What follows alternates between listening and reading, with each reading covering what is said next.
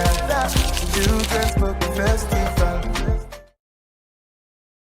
All right, ladies and gentlemen, if you are curious about how to create a library for your children, now it doesn't have to be a big library. It could be a small library at home, a collection of books for your kids to keep them active.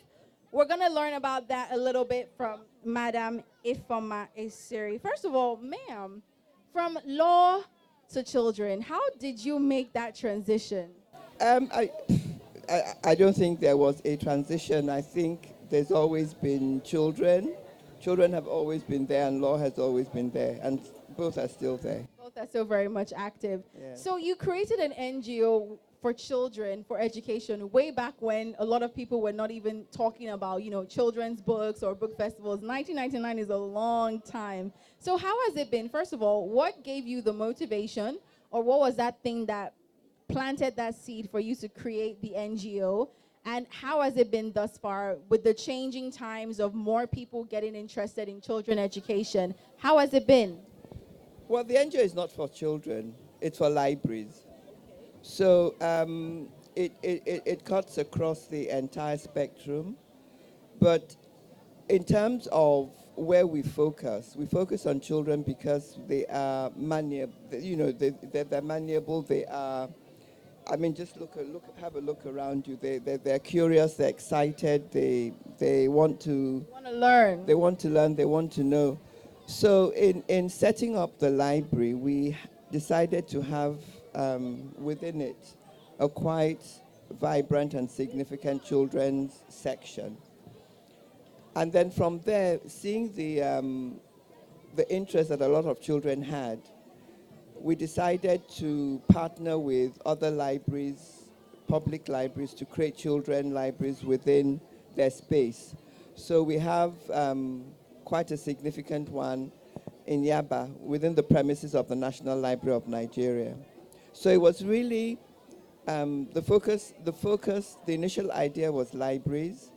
And when we set up the library, we saw the instant magnet response from people. From children, not people. Children especially. So kids would just find their way to the library. From children. So we decided to concentrate and focus on creating more libraries for children. So in terms of, I'm sure you've had so many, from across the spectrum, so many different types of children from different backgrounds come across. What is the one challenge that you would say you have seen from the children that visit the library? What is the one challenge that most of them have either expressed or from observation, something you've seen that is a problem for these children in terms of maybe accessing the library itself or accessing education or books in general? So let me put the children in buckets. So you have the bucket of children whose parents are affluent. So it's driver take you to school, driver take you back home. So some of them, depending on the relationship of the parent and the driver, the parent might say to the driver on the way home, let them pick a book from the library. So that's one bucket. Another bucket are the kids who the driver is mom or dad, and they're rushing up and down. So they pick them up from school, they're taking them back home, and then they're going back to work or whatever it is they were doing. So that's bucket number 2. Bucket number 3 is the independent child, the child of the lady that has the market stall. The father is the driver taking the other kids up and down, policeman, that lower income. So these are the kids that go to school on their own and they go back home on their own. So that's the third bucket. Of these 3 buckets, we have an incredible response from the people in the last bucket, the kids that walk home on their own. So they just come into the library on their way home to school. They stay a while, they do their homework, they borrow a book, sometimes they read in the library, and they have been very engaging. And we have found in that bucket as well, we have found children that started coming to the library in primary 4. They're now in SS1. They are still active members of the library. They are still active readers. The other 2 buckets, we see them once in a while. I mean, I would go on a limb and say that last bucket is really who that accessible library was made for. Yes. And it's impressive and also a thing of joy to see that they are active. Primary 4 to SS1. Yeah. Wow, that is a lot of years. Yeah. And that is so great. So in partnership, I mean, you said you already have a setup with the National Library. Which other libraries have you partnered with, maybe around Lagos, around the country, to have that children's library program with? They're mostly schools, mostly local government primary schools. In Ikoyi, some in Surulere, some in Lagos Island, but it's schools. Is there any work in progress to take this across the country? We have some in Anambra State. But that is all. But with the relationship and partnership we're building with the National Library, because the National Library, by law, is mandated to have a library in every state. In every state. So our plan is in partnership with well-meaning people and people that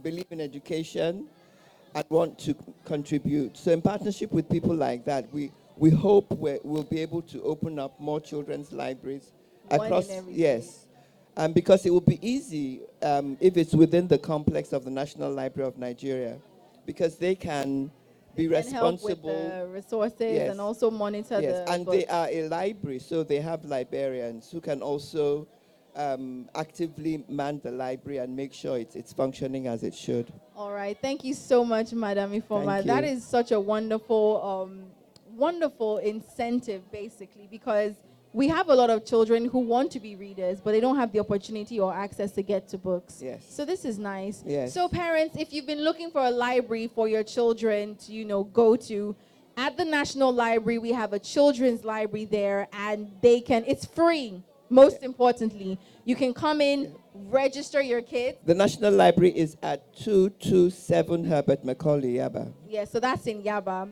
If you know the road, it has this big orange thing outside. It used to be orange at a point. They renovated the library, so it was orange outside. I'm not sure what color it is now, but the last time I checked, it was orange. So that's where it is, 227 Herbert Macaulay Way, Yaba. It's on your way, I think after Domino's. No, before Domino's. So that's straight road, after Sabo. The most iconic Landmark, but the most iconic landmark, because a lot of people go there, is iFitness Gym. It's directly next to it. They share a wall. They share a wall. Yes, it's next to it. So it's directly next to it. So if you're not ready to be fit in your body, you can be fit in your mind and stop by the National Library. Thank you so much, Thank you. Madam.